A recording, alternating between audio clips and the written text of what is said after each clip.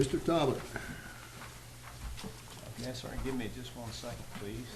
Yes, sir. Making sure the cameras are up and going.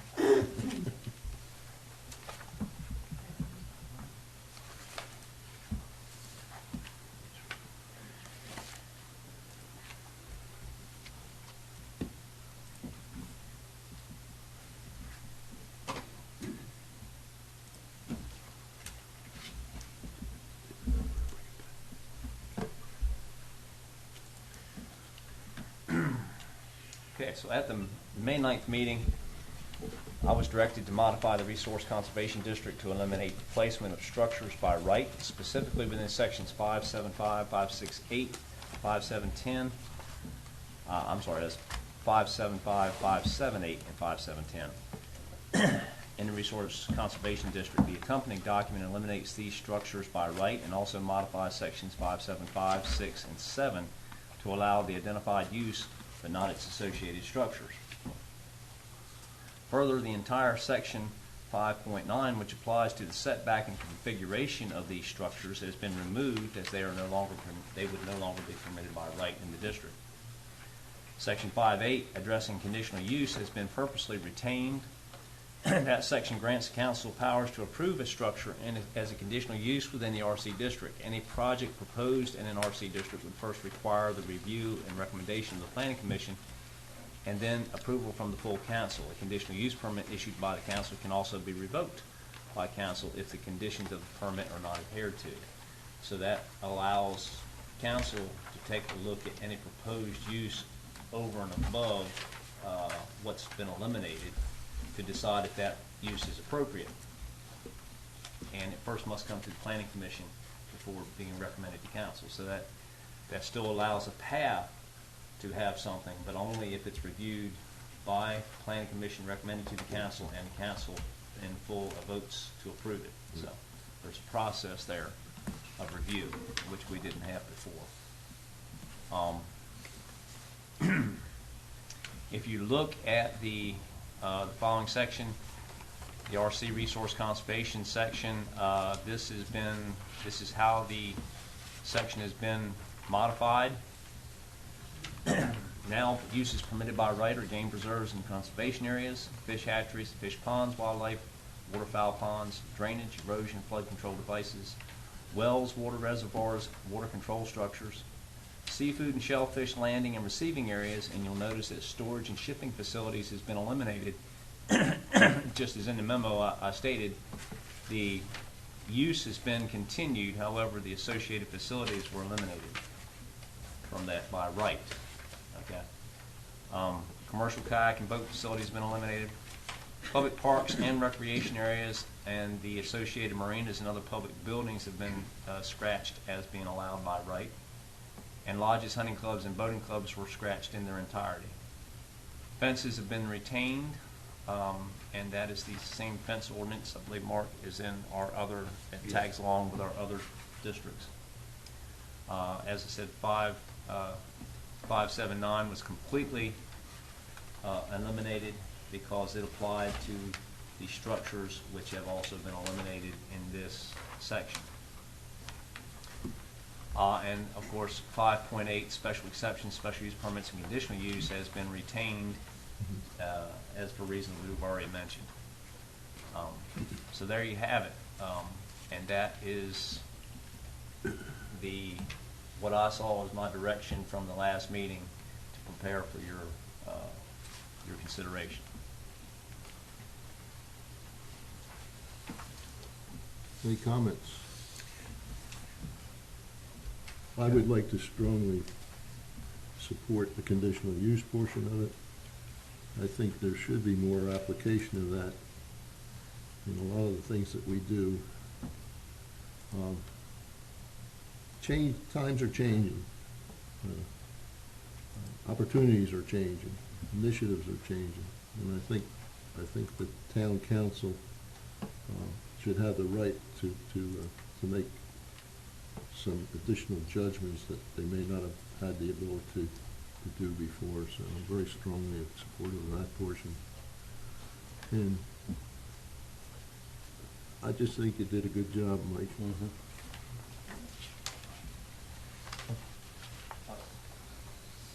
Mr. Chair, I did have a question. In section 578, paragraph 3, I was just wondering which of the above uses by right sewage disposal systems and fuel storage tanks would apply to? That section was written, and I actually was on the planning commission when that was written.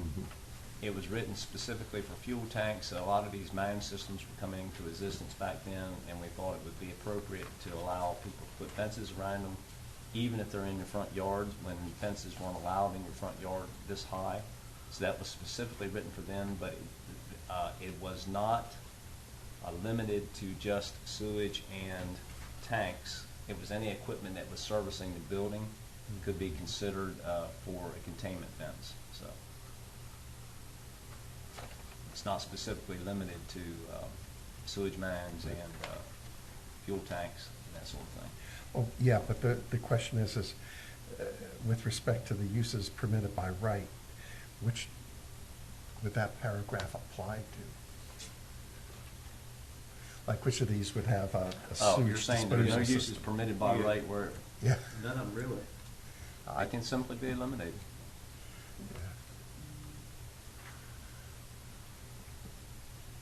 It doesn't apply to drainage, wells, water reserve.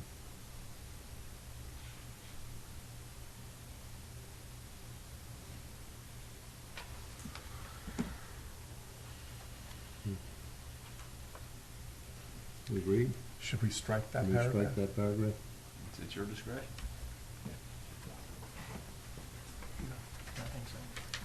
I have, Don't apply to it. I have two so far saying yes. Strike No, that. I agree. Okay, Mike, we have a consensus. Okay.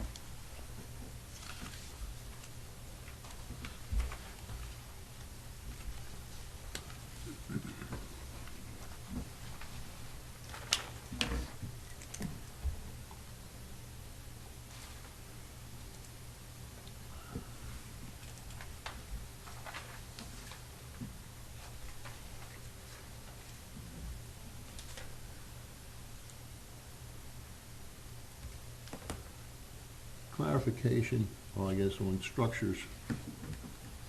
In the ordinance on our piers, we have a restriction on there that it's limited to gazebos only for the protection of boats, Yeah, 'cause davits, and so forth. gazebos and piers are limited to 400 square feet, low pitch roof, and But it is permitted, but They gotta no be- other additional structure is permitted. yes, Okay. with approval with the Accomack County Wetlands Board and BMRC.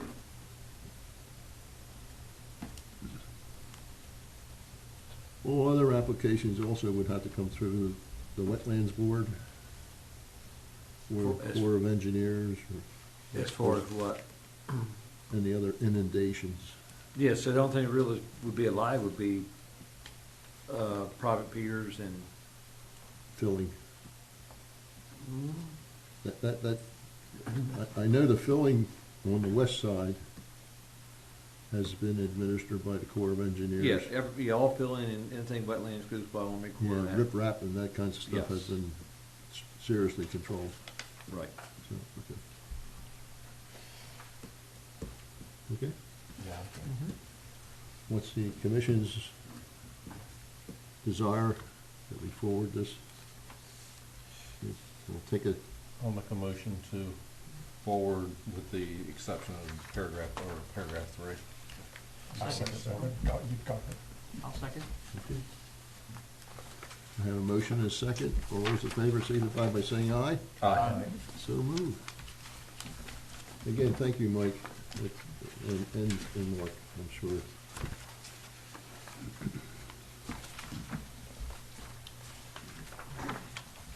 I don't normally address the public at this point in time, but given the fact that we have taken some action on this, I would hope that this progresses in a very positive way, and this will meet some needs going forward.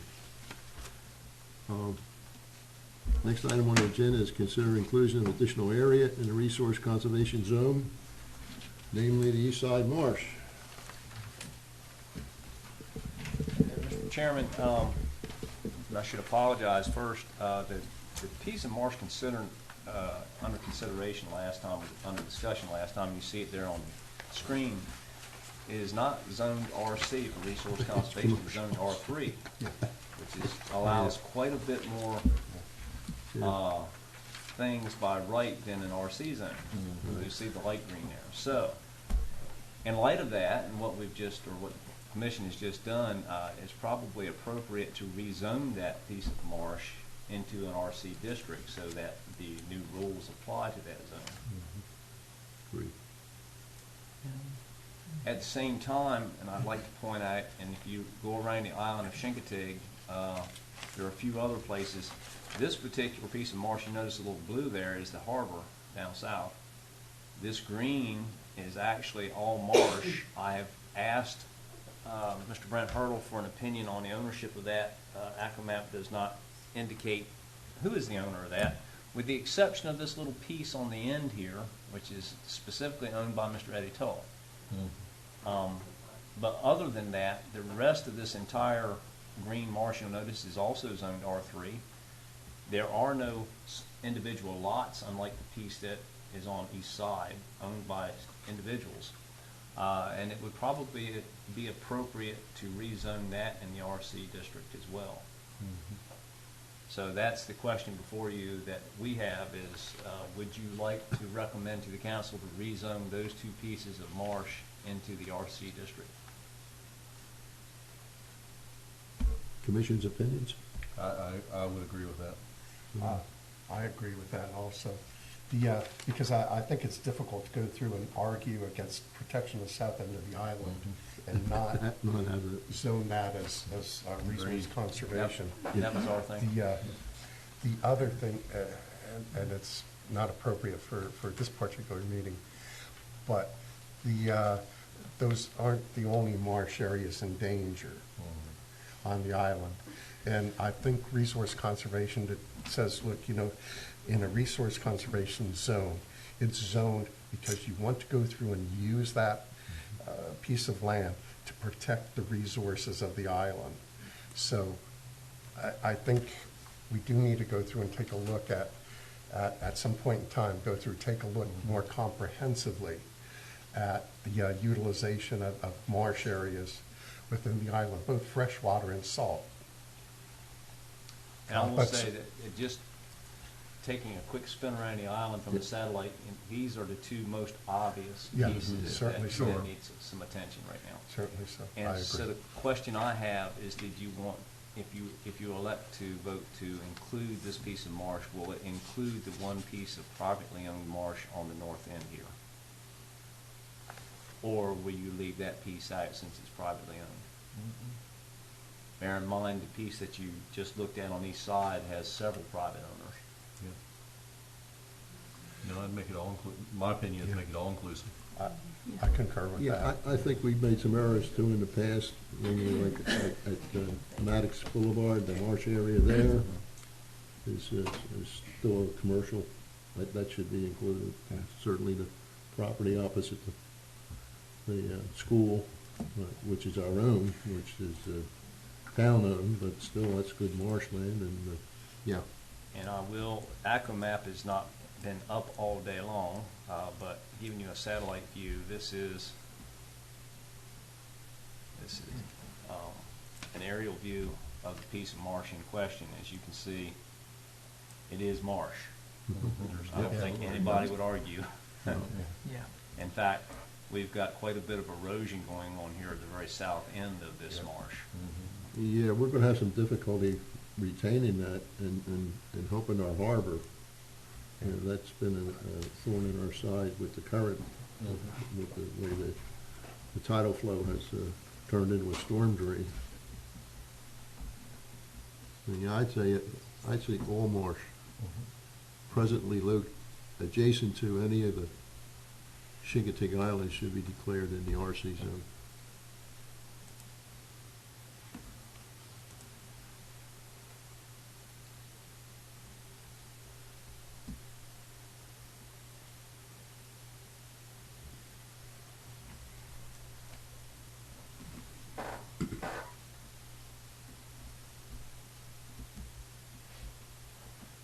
Entertain a motion? I'll make a motion to include the two areas of marsh, from R3 to RC, and pass that recommendation on to council. We have a motion and a second. All those in favor signify by saying aye. Aye. So moved.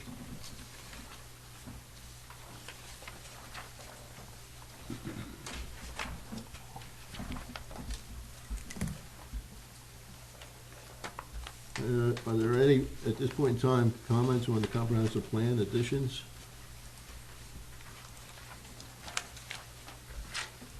And Mr. Chairman, I will, if I may, I received HRSD's comment at 5:13 this afternoon.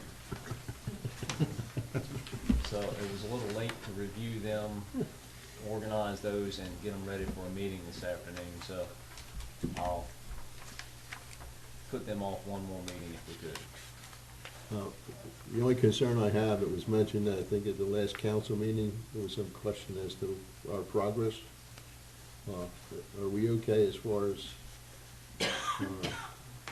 the response time? We are. There's some other things that are sticking right now that we're hashing at. One point in particular, we're still hashing out with HRSD. It has nothing to do with the comp plan.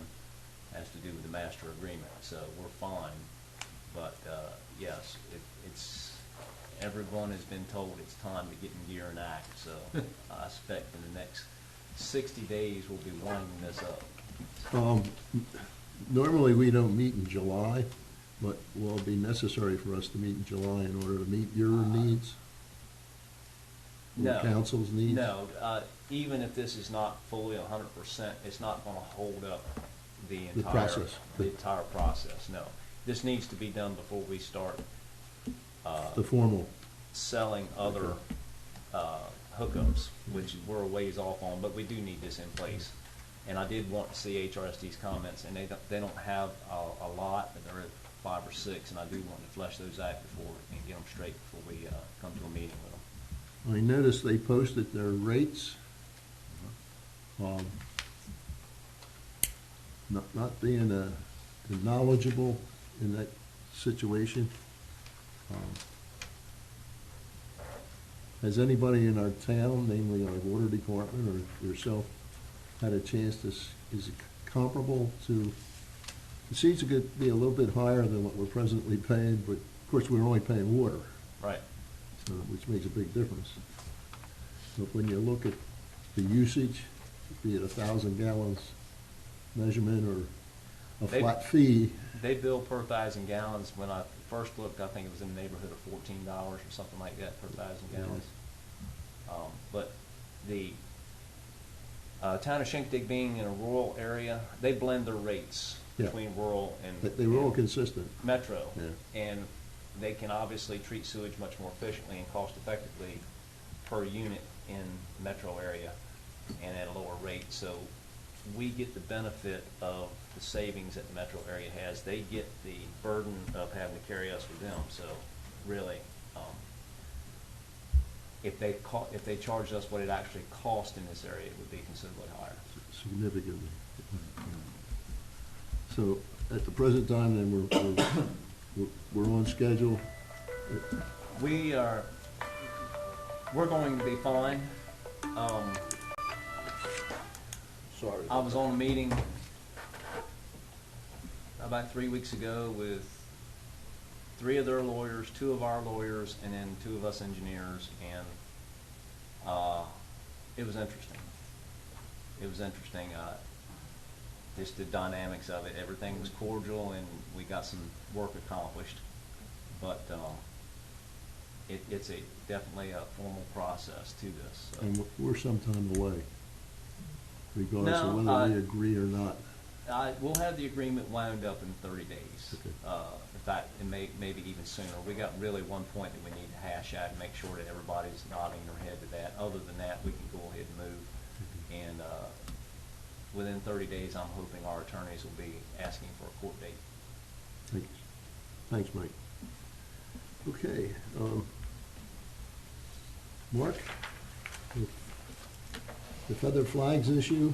Feather flags. In all honesty, some time back, we did address it. We took very specific action and included it in our ordinances that I thought was pretty comprehensive at the time and sort of was fair to everybody. But naive as I am, apparently somebody has an objection to it.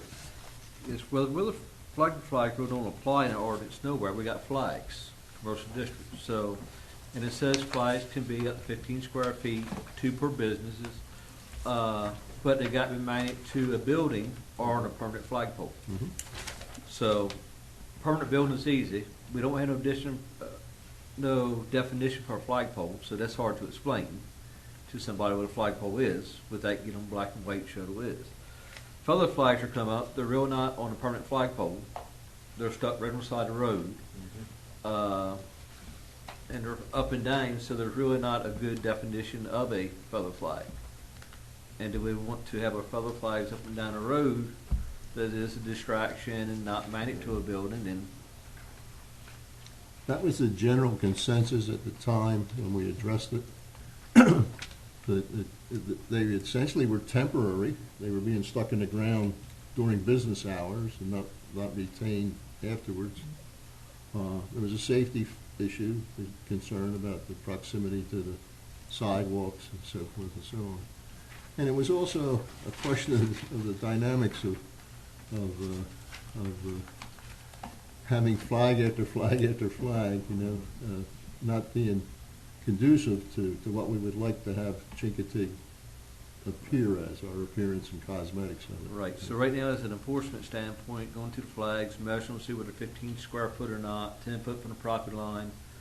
This business got one up today, the next day is another one, and it's back and forth, they're up this day, down this day, and just want some way that it can be enforced in a more fair and easy manner, and whether not allow them at all, and no feather flags, you just have your regular flag that you pull in the flagpole, or off the building. Any comments? Yeah, I think through discussions, I did recall the rationale for the flagpole. Is that there was an incident or two where one of these flags had fallen over onto the sidewalk and into the roadway and stuff like that.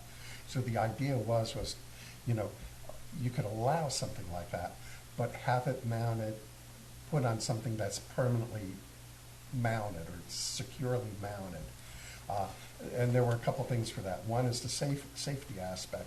The other was the location of the flag. So if you were to do like a permanent flagpole, I think, correct me if I'm wrong, it would have to go, that flagpole would have to meet setback Right, requirements. 10 feet back.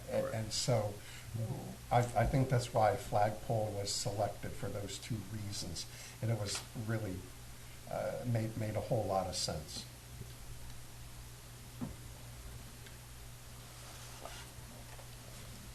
Anyone else? Well, at this point in time, Mark, I guess you feel like you can enforce the existing ordinance? No, not with the definition, because we really had no addition of a feather flag. I mean, kind of I think the way it's written now is we got like a regular flag that goes on mounted to the side of a building that you take up, you're open or closed or whatever. Right. And, or you have a flagpole. Now, flagpole, I have no definition of a flagpole, but it's supposed to be height or Of a permanent flag. permanent flagpole, Which is how the ordinance reads. So really it's, how do you really, can you really get a feather flag or swoop flag on a flagpole? Probably not. I would think not, since conceptually the design of a feather flag is to make it as flexible as possible. But on a permanent flagpole, it's a lanyard. In most cases, it requires a lanyard to raise and lower the flag. And do we need to place that in our definitions as to what a flagpole is? The way that, and Mark and I talk about this a lot, the way that Mark's been enforcing this is that feather flags are not on a permanent flagpole.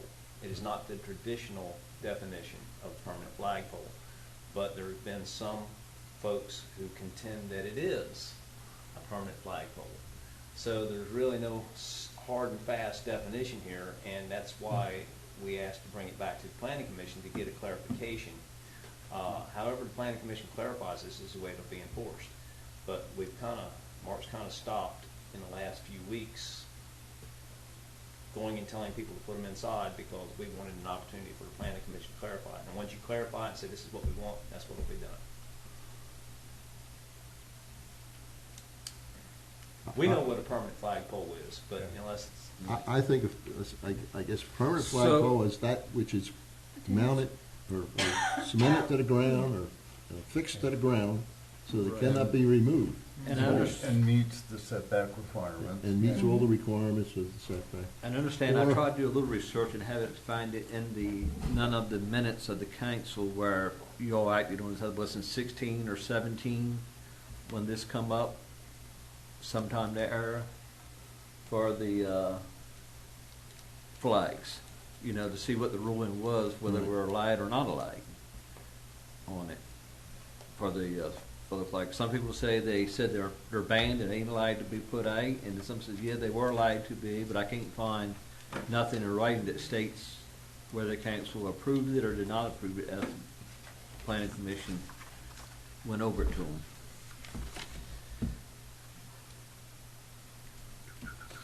Did you all act on it back then that they were allowed or approved or not approved or?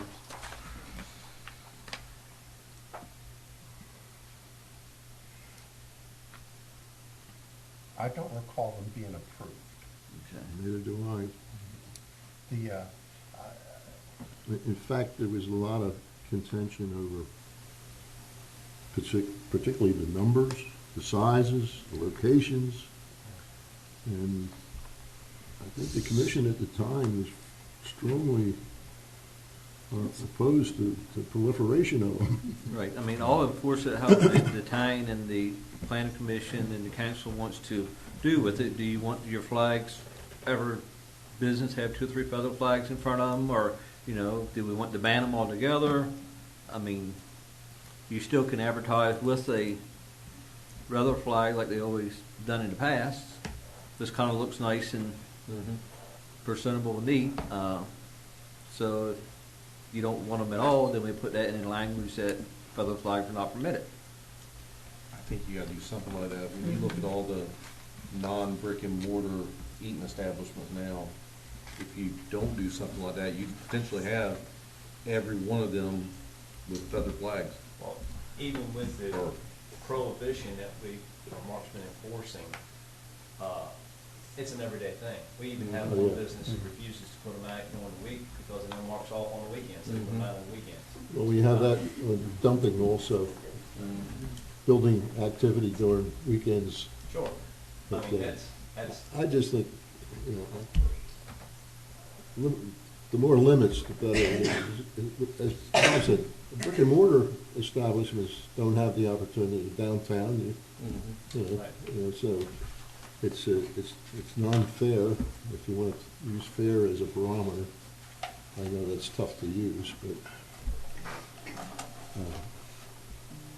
Commission's sense is nice.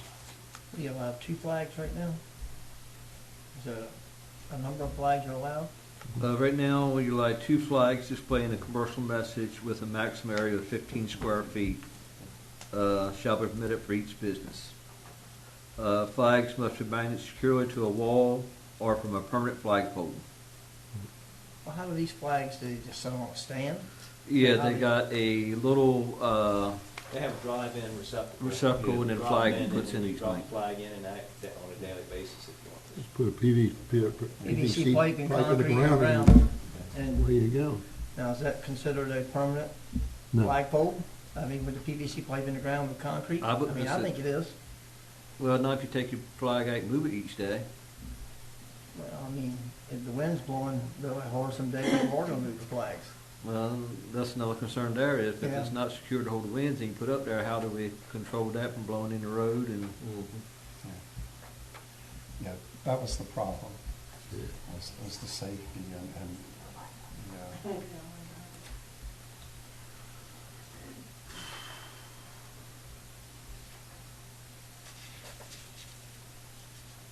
Commission's discretion.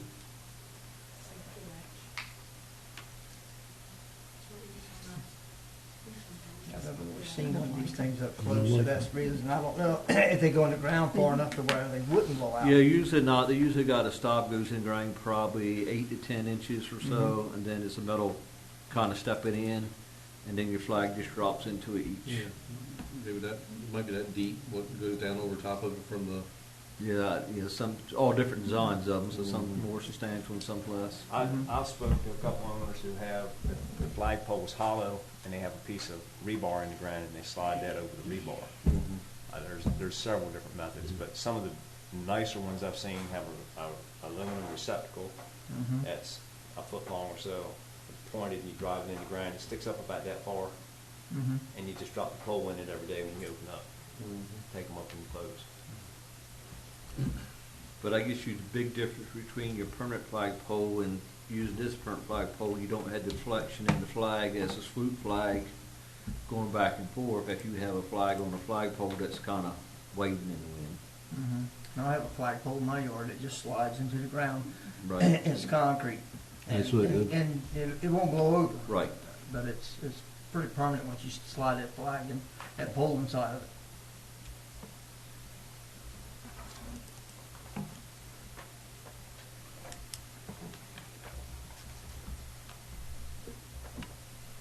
How many would you allow a business to have? Two. Two? Just, okay, is that in addition to the permanent flag, like if it's the American flag or a store flag or one? Yeah, because the American flags are permitted by right. Okay then, how about if they have a Well, flag for their business that's on a flagpole? if they're less than 15 square foot, it's unlimited.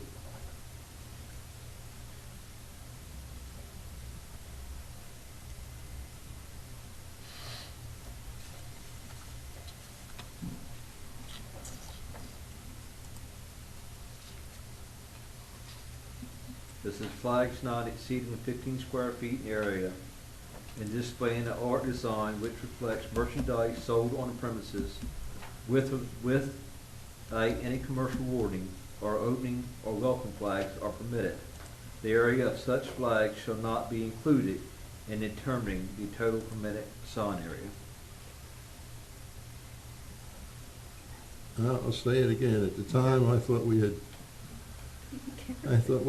come up with a process that was workable, fair to everybody. Everybody had a shot, from the standpoint of the. Well, I also think too, in the years since your all's decision, these flags have become more and more prevalent. Yep. And you also have now the blow-up kind Yeah. of signs that.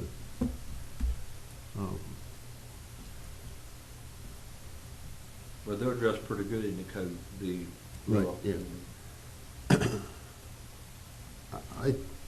I would not like to see a proliferation of it. I So, mean, I don't mind the flags if it's just two of them and they meet the setbacks and they're in something permanent. Yeah. I don't mind it that way. right. I mean, Yeah, something like that is not permanent. This is You're what just sticking a rod into the ground, correct? Right, this is the majority of them. The rod Yeah. sticks into the ground, it has you see the tube on it, that's the socket, and it Yeah, stays so- there. In fact, it sticks above the ground in most instances. I didn't know what they were. I was walking by, I saw several of them, I said, what are these things? Yeah. And then one day I saw a flag in one, then I realized what it was. So you can still go up there and pull them out of the I was ground. just gonna say, you walk down the That's street, what I'm pull it talking out. about. To me, that's not permanent. You pick it up right out of the receptacle, next day you drop it right back in the receptacle. Now, That if it stays was there in all some year. kind of concrete receiver that you slid this into. Well, that's still not a permanent flagpole, that's a permanent receiver. Mm-hmm. Yeah. Permanent flagpole is in the ground and stays there, and that's the traditional way of what Mark and I have been thinking about. Yeah, if I want to take, I have two flagpoles. If I want to take them out of the ground, I gotta bust up a lot of concrete.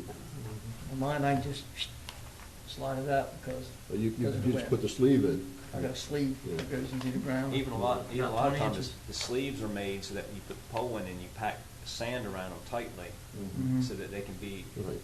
righted if this. Well, mine's, it's sectional, if you mean, to leave a 5-foot section, I still consider that permanent.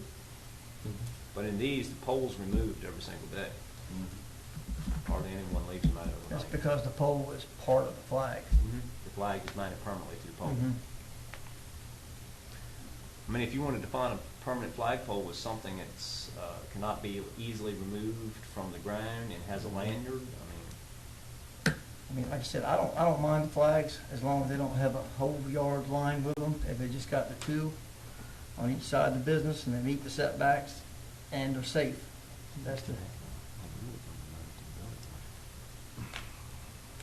Yeah, but you get a problem where if you got 2 or 3 businesses side by Side by side, you side. still have your street Yeah. and solid pole. I mean, It'll look like a car dealership. well, at the same time, they can have them on flagpoles, so. Yeah, yeah, you have to It's match like, the building. you know, Are the particular businesses that you're referring to where you have 2 or 3, are they on single property? yes. Or are they Some separate are, properties? some are not. Some are, some are not. Some of them is like one property, you got 3 or 4 Units. business utilizing the same parcel. So on that particular property, 2 signs, even Yes, though there's 3 right. businesses. Well, if it's a regular sign, the square foot of sign, you have to split between the, The 3 like units. the so wayside 2 vendor or units something, if they together. provide a 32 square foot, Dave has to split that between the vendors. Yeah, for I think other signs, but I think for these signs, it doesn't figure into the calculation, does it? No, flags do not, Yeah. no. That's only if they're less than 15 square foot, with no commercial message. I think we're all saying the same thing, is that, that the way it's currently written, defining the maximum size and the number of signs is good. The problem is defining a setback requirement and a Type of flag, I safe guess. mounting Yes. system. And so those are the 2 things that I think I don't want to speak for everyone else, but it sounds like we probably need to go through an ad. Anyone else concur with Bob's comments?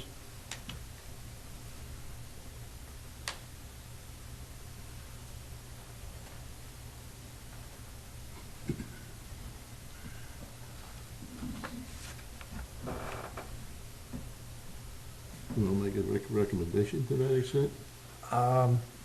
Yeah, but as everyone said, tough part is how do you define a safe mount? You know, you could call it permanent, but how do you define permanent? Not easily removed.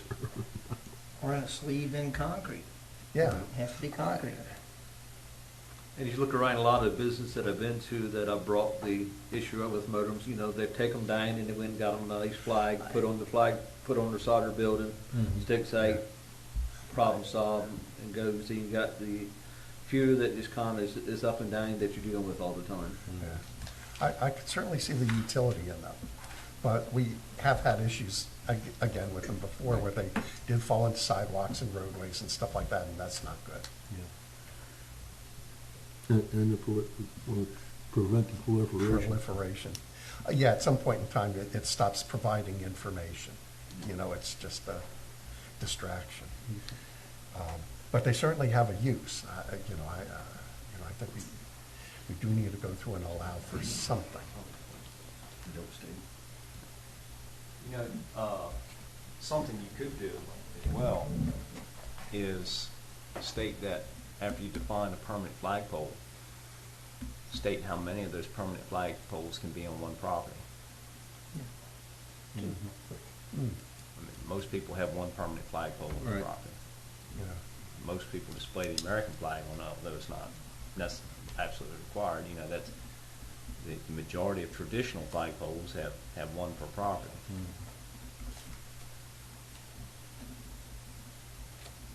And we've seen several businesses that have one feather flag, but again, it's not on a permanent pole. The pole comes in and out daily, weekly, whatever you want.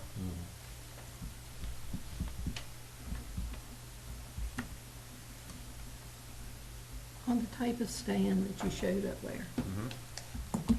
and if that's left in the grain, can it pose a problem? Say you take the flag out and somebody trips over it or whatever, how far does it have to be? The reason I noticed what these were is I was walking down the road through the winter, over the winter when there's nobody in town, businesses aren't open, and I kept seeing these pipes sticking up out of the ground, and I saw several of them, and I didn't know what they were. Later that year, as business opened, I saw feather flags sticking in those receptacles. Then I understood what they were. That's the anchor for the feather flag, and it makes it easy so you can pull them in and put them in and take them out daily. But they typically, I guess you could drive them in flush, but the ones I saw were left up 2 or 3 inches.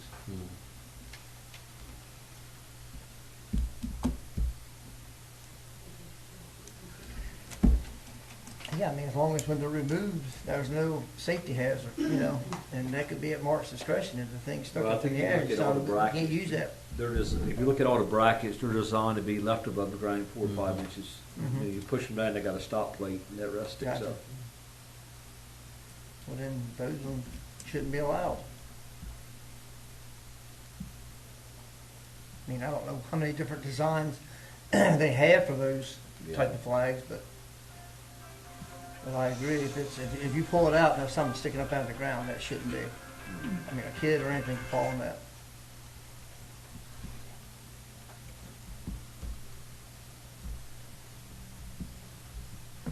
The question also is, do you want to see, like Ray said, proliferation of these things? Yeah, I mean, I really want to see a whole line of them. That's, I mean, that's the Yeah. kind of what we're showing right there. So where is this at? This is just something I took off the internet. This is not on Cherokee. At the time that we would be- discussed That looks like on one one piece property, of property. It is. but at That's the what I time said, that that's we why we're gonna discussed, limit it. when this first came out, back in, I guess, 2011 or whatever it was, someone came in and said there was, if you looked at Maddox Boulevard, you could have somewhere in the neighborhood of 400 of these things, if every business chose to, if there weren't some restrictions, you know? And again, like Bob says, it doesn't become conducive to the business, it's just a distraction, it's just noise, only in a visual noise. So, but to define, I guess, I go to Webster's and come up with what is defined as temporary and what is defined as permanent.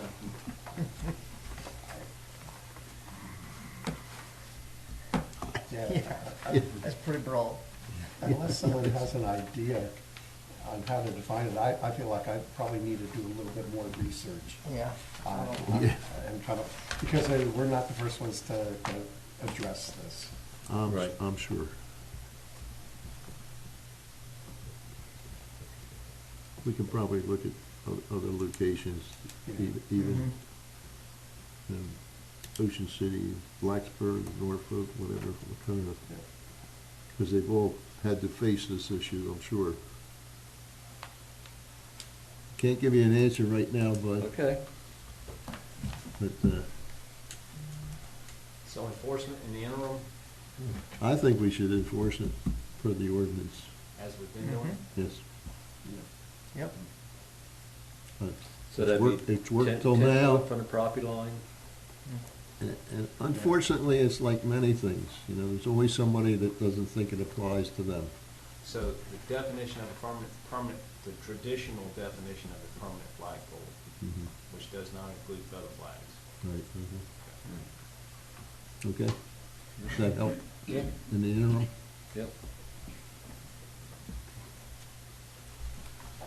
Okay. Anything else before we move on, Mark? No. Mike, No, sir. comments from the commissioners? Yep. Actually, I feel real good about what we did, what we're recommending for resource conservation. Oddly enough, wife and I were in Annapolis back probably about a month ago and sitting in a restaurant having dinner. A couple next to us ordered oysters, and of course said, you're not going to get the best oysters in the world here. You got to go to Chincoteague. And here, as it turns out, they come down each and every year for the past 23 years during the seafood festival. And so we started talking about the island and how it's changed, because they just see it once a year, and they've seen it for a long time.